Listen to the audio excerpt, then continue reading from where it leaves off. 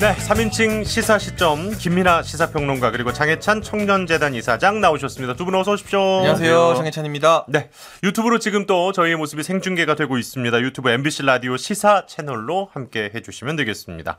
자, 그럼 먼저 장해찬 이사장께서 가져오신 뉴스 한번 볼까요? 예, 오늘 정치권의 가장 큰 뉴스는 뭐니 해도 이재명 대표의 검찰 출석이었던 것 같습니다. 네. 성남FC 사건으로 인해서 소환 조사를 받게 되었는데요.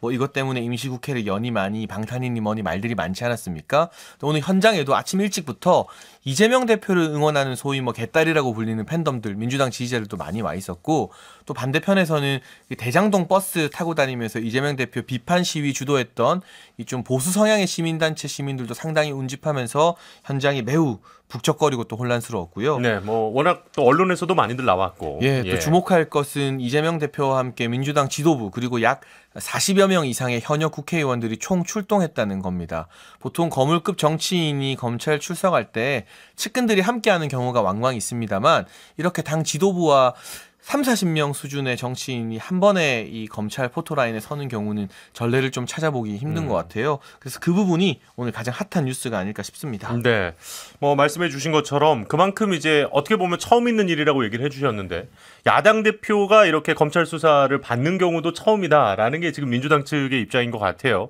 김민하 평론가는 오늘 이 뉴스 어떻게 보셨습니까?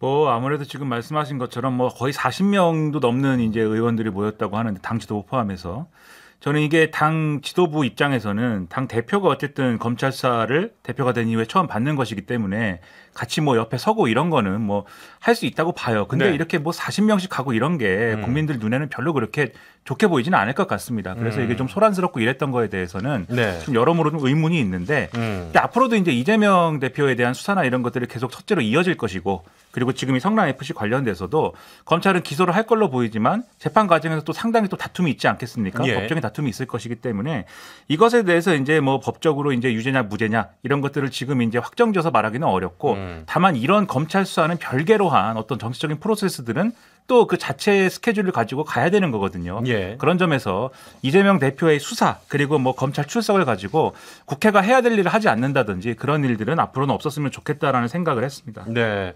어쨌든 이게 지금 검찰에서 주장하고 있는 혐의는 제3자 뇌물수수죄잖아요. 네. 성남FC 관련해 가지고, 그러니까 기업들을 유치해서 받은 이 구단 운영비가 대가성이 있느냐 이게 제일 뭐 쟁점 아니겠습니까? 근데 이게 사실은 박근혜 전 대통령 국정농단 사건 때 미르재단이나 K스포츠 재단에 적용됐던 법리와 상당히 유사하거든요. 그때도 직접적으로 박 전 대통령이 그 재단으로부터 돈을 받은 사실이 나오진 않았습니다만 검찰이나 법원의 유죄 판단 근거를 보게 되면 처음부터 뭔가 부정한 목적, 사익을 취하기 위한 목적으로 조성된 재산이기 때문에 이 부분이 제3자 뇌물죄 성립이 된다고 판단을 했어요. 뭐 저의 사견입니다만 이재명 대표가 그 논리 그대로 적용되어서 역사의 아이러니죠. 국정농단 유죄의 논리로 이재명 대표 유죄 나올 가능성이 저는 크다고 보고 있고요. 무엇보다 뭐 그거야 뭐 이제 재판 과정에서 드러날 일인데 네네. 이재명 대표 메시지가 김대중 전 대통령과 노무현 전 대통령을 굉장히 많이 소환을 했거든요. 예. 이 부분이 이제 민주당 지지자들을 좀 결집시키기 위한 의도겠지만 김대중 전 대통령에 대해서 강한 향수를 느끼고 있는 호남 지역의 전통 지지층이 과연 이걸 좋게만 보겠느냐. 최근에 박지원 전 국정원장이 이재명 대표가 DJ보다 위대하다고 했다가 한번 경을 치르고 사과하기도 했었는데 오히려 결집시키려다가 역효과가 나지 않겠느냐라는 지적을 하나 하고 싶고요. 두 번째는 이 의원들 40명이 있었지만 예. 이 굉장히 긴 분량의 입장문을 읽는 이재명 대표의 모습에서 저는 강한 에너지를 느끼지 못했습니다. 뭔가 결백을 주장하는 결기 있는 모습이라기보다는 의원들과 뭐 이 팬덤에 둘러싸여 있지만 상당히 초조해 보인다라는 뭐 저의 물론 개인적 인상 평가입니다만 그렇죠. 예. 그런 느낌을 받아서 오늘 연출된 이 의원들과 함께하는 장면이 정무적으로 아직까지 판단을 내리지 못한 중도 무당층 국민들에게 과연 호소력이 있을까? 차라리 그냥 원래 검찰은 이제 포토라인 제도 폐지했잖아요. 예. 그냥 본인이 원하면 지하 주차장으로 카메라 피해서 들어갈 수 있거든요. 그렇게 들어가거나 또는 법률 대리인만 대동해서 혼자서 차라리 맞상대한다라는 모습을 보여주는 게 정치적으로 더 나은 선택 아니었을까 하는 생각이 좀 들더라고요. 뭐 법리적인 부분은 저희가 잠시 후에 2부에서 좀 더 자세히 다뤄보도록 하고 지금 뭐 얘기해 주신 것처럼 뭐 장해찬 이사장께서는 뭐 그렇게 보실 수도 있을 것 같긴 한데 뭐 메시지나 태도, 정치적인 이야기를 우리는 어쨌든 조금 더 해보면 좋을 것 같거든요. 김민하 평론가께서는 뭐 지금 방금 얘기하셨던 이런 뭐 태도라든지 뭐 기운이 별로 느껴지지 않았다. 이런 분석에 대해서는 어떻게 보셨어요? 저는 뭐 기운까지는 잘 모르겠어요. 네. 기운까지는 잘 모르겠는데 제가 좀 뭐랄까 이건 좀 달랐어야 되는 거 아니냐 싶은 대목은 좀 드라이하게 했어야 되지 않느냐.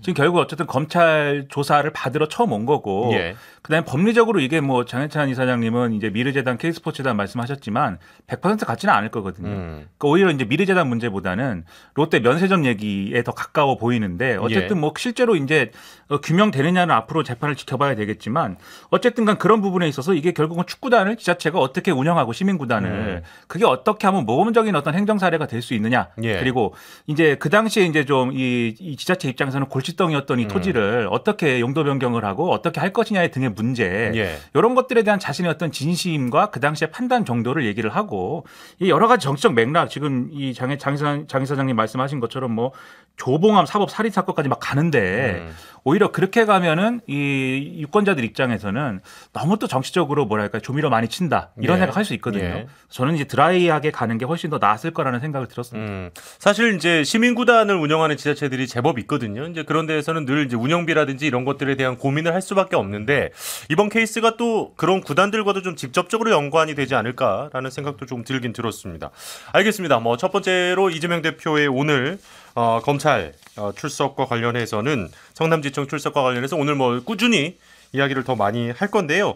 그 와중에 이제 송원석 국민의힘 원내수석 부대표가 지역구 신년회에서 이재명 대표가 잡혀가면 국민의힘 지지율이 10%가 오른다. 또 뭐 이런 발언을 해서 여야 간의 공방도 있었는데 그러니까 지금 국민의힘 입장에서는 이런 발언들에 대해서 어떻게 생각하십니까? 그러니까 이제 당협 연수나 신년회는 국민의힘의 전통 당원들이 모이는 행사잖아요. 민주당도 마찬가지일 거고 이런 데서는 국회의원들이 방송이나 뭐 국회에서 기자들 만나서 할 때보다는 발언 수위가 좀 세지는 편입니다. 그걸 좀 감안하셔야 된다는 말씀을 드리고 싶고 사실 이재명 대표의 사법 리스크가 사실로 밝혀지고 수사가 계속될수록 민주당에게 부담이 되는 건 자명하잖아요. 네. 하지만 국민의힘이 그걸 마치 바란다는 모습 보여주기보다는 이재명 대표는 대표대로 수사를 받고 국민의힘은 이 어려운 경제 상황에서 어떤 대안을 마련할 것인가에 대해서 집중하는 메시지를 좀 더 내는 게 낫다고 봐요. 하지만 송원석 수석 부대표가 이런 이야기를 했다고 해서 뭐 국민의힘이 검찰과 결탁돼 있다거나 뭐 국민의힘이 검찰에게 압력을 가한다거나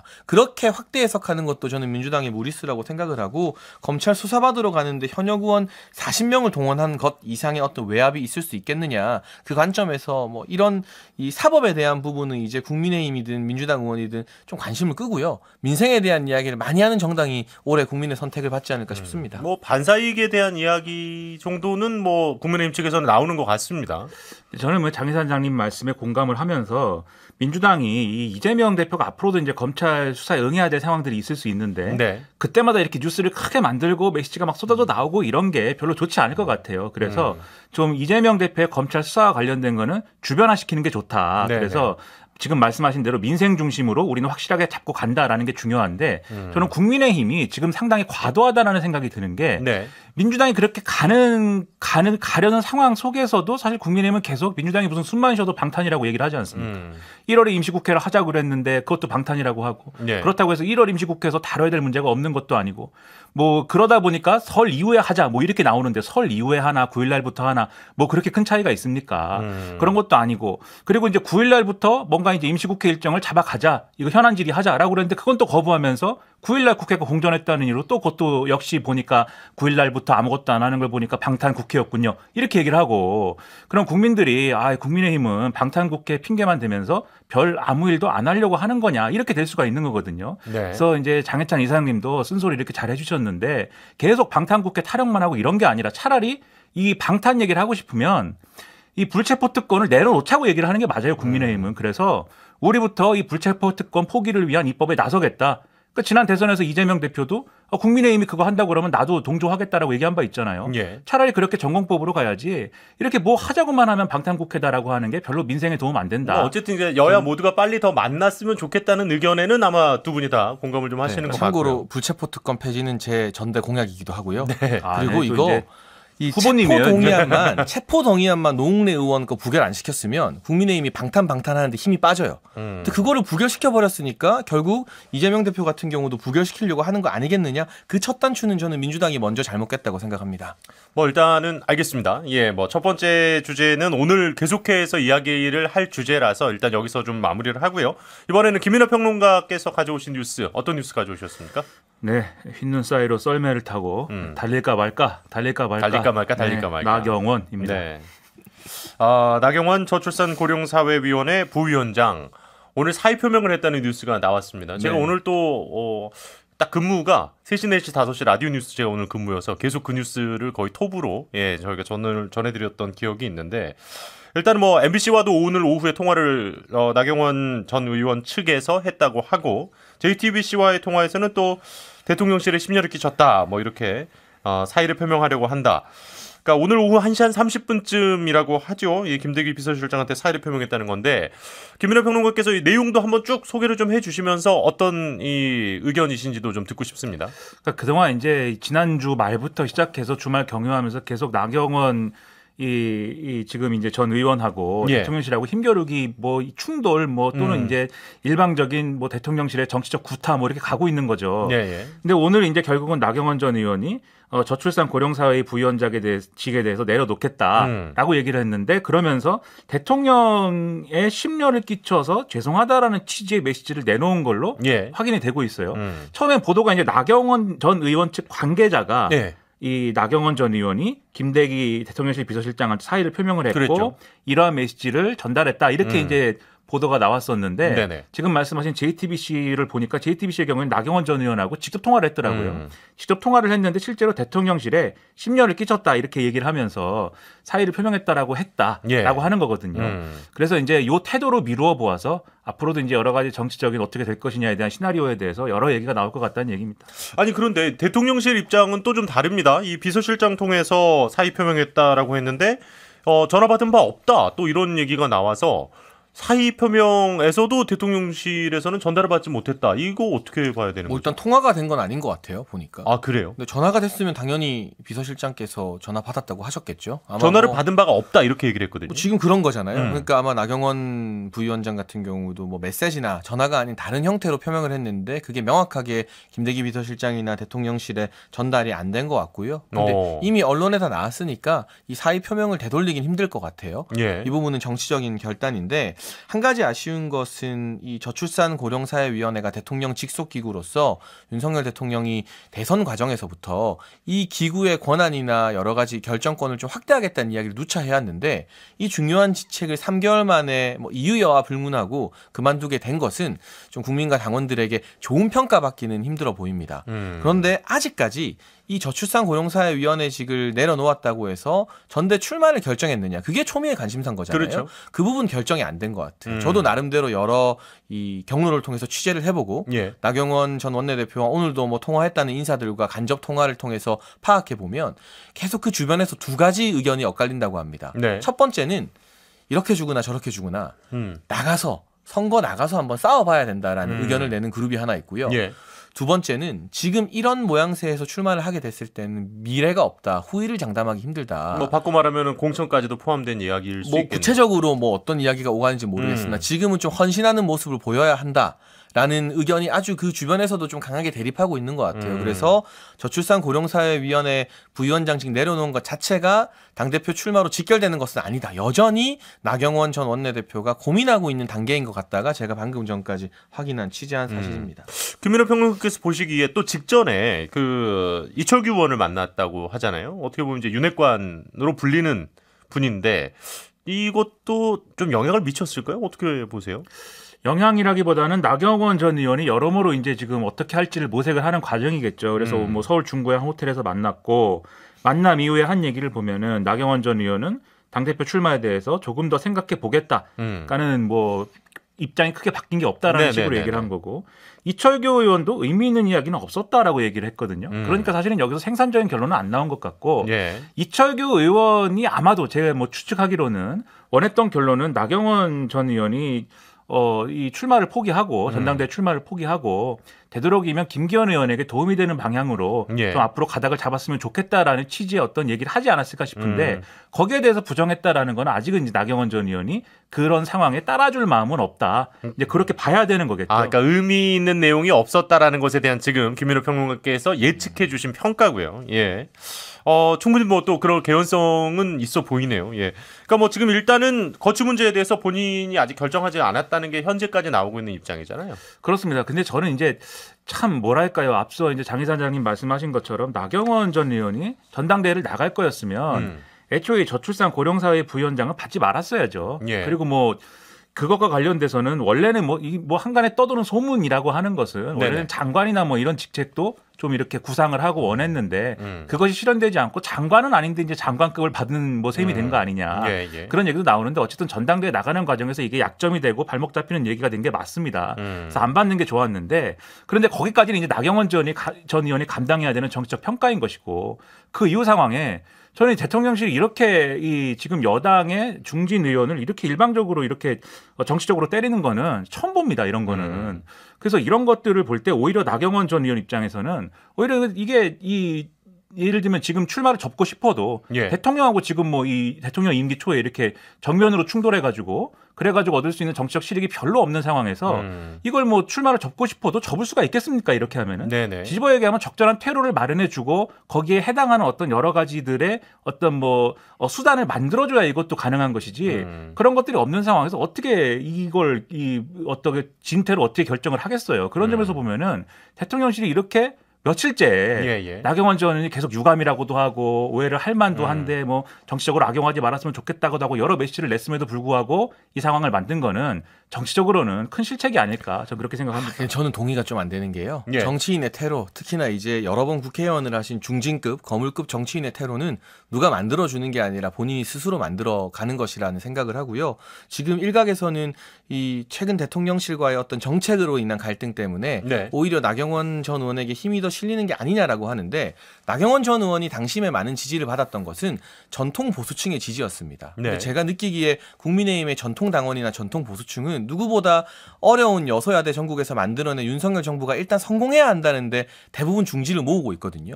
근데 나경원 전 원내대표가 이 대통령실과의 어떤 정책 갈등 없이 또는 저출산 위원장직을 안 받고 출마했으면 모르되 예. 이 갈등이 표면화되고 정책적으로 인한 혼선 야기의 책임을 묻게 된 상황에서 나오면 이전까지 여론조사에서 표출되었던 그 국민의힘 당원들의 지지가 저는 급속히 빠질 가능성이 있다. 이 부분을 사실 나경원 전 원내대표 측근에서도 우려하기 때문에 당장 결론을 못 내는 것 같고요. 그런데 한 가지 또 주목해 볼 것은 예. 나경원 전 의원의 이 최근 여러 가지 이 화제 이것 때문에 유승민 전 의원이 언론의 관심에서 사라져버렸어요. 그리고 안철수 의원 같은 경우도 출마 선언까지 했는데 상대적으로 관심을 좀 덜 받고 있거든요. 예. 이게 또 어떤 효과를 만들어낼지 오히려 김기현이냐 나경원이냐 이 구도가 되면서 이 같은 논란이 김기현 전 원내대표에게 힘을 실어주는 그런 정치적 효과도 저는 좀 있다고 생각합니다. 그래요. 여러 가지 정치적 효과가 있습니다. 제가 볼 때도 이른바 이제 비윤 내지는 반윤, 뭐 예. 반윤이라고 하면 좀 과하고 지금 상황에서는 반윤이라고 하면은 이제 뭐 여의도에서는 유승민 전 의원 정도 생각하는 것 같고 근데 비윤 내지는 이제 뭐 범친윤 뭐 요 예. 범주에서 보면은 그 대표성이 지금 나경원 전 의원처럼 돼버린 건 맞아요. 요 며칠 사이에. 그래서 그것에 대한 효과들이 있을 텐데 저는 뭐 나경원 전 의원의 어떤 뭐 출마를 할 것이냐 예. 그리고 그 끝에 뭐 그러한 끝에 뭐 결선 투표도 가고 뭐 결과적으로는 대표도 되고 뭐 할 것이냐 그런 것들은 앞으로 이제 그거야말로 이제 본인 스스로 만들어 나가야 될 어떤 정치적 길이라고 생각을 하는데 네. 저 같으면 그냥 출마 강행합니다. 각오하고. 그래요. 근데 이제 나경원 전 의원은 제가 아니고 그리고 지금까지도 사실 홍준표 시장이 얘기하는 것처럼 좀 수양버들 같이 좀 유한 것이지 뭐 대가 센 그런 정치인의 모습은 아니었기 때문에 어떻게 될지 모르겠지만 저는 이 과정이 대통령에 대한 평가가 어떻게 영향을 줄 것이냐 저는 이게 더 중요하다고 보는 거예요. 오늘 아침에 조선일보라는 신문을 보는데 사설을 보는데 거의 정확하게 사설에서 반반 나눠놨습니다. 네. 나경원 전 의원도 너무했지만 대통령실도 이렇게 해서 되겠느냐 대통령실 이렇게까지 할 일이냐 굉장히 중요한 저출산 대책을 놓고 대통령실하고 중진 의원이 이러고 있어서 되겠느냐 이런 거예요. 근데 조선일보라고 하는 신문은 제가 알기로는 예. 가장 윤석열 정권에 대해서 가장 호의적이고 가장 가까운 논조 아닙니까? 저도 10초만 말해도 그런 될까요? 점들에 대해서 대통령실이 다시 한번 돌아봤으면 한다는 겁니다. 예, 대통령실이 그러는 건 그만큼 저출산 대책에 집중할 거라는 기대가 있었기 때문인데 그렇지 않았기 때문이다라고 판단하고 싶습니다. 알겠습니다. 예. 자, 김민하 시사평론가, 장해찬 청년재단 이사장 두 분과 함께 했습니다. 두 분 고맙습니다. 감사합니다.